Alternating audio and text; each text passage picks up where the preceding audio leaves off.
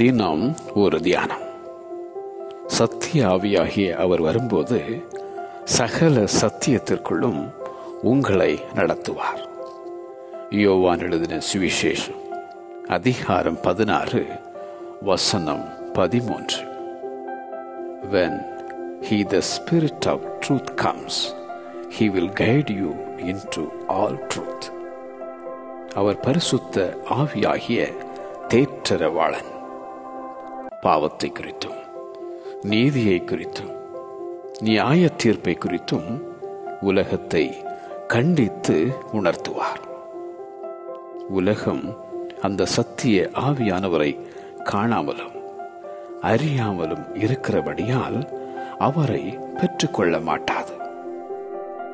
அவர் உங்களுடனே வாசம் பண்ணி உங்களுக்குள்ளே இருப்பதால் நீங்கள் அவரை அறிவீர்கள்.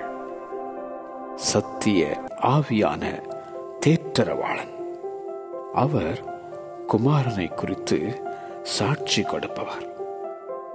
பரலோகத்திலே சாட்சியிடுகிறவர்கள் மூவர்: பிதா, வார்த்தை, பரிசுத்த ஆவி என்பவர்களே. இம்மூவரும் ஒன்றாய் இருக்கிறார்கள். சத்திய ஆவியாகிய அவர் வரும்போது சகல சத்தியத்திற்குள்ளும் உங்களை நடத்துவார்.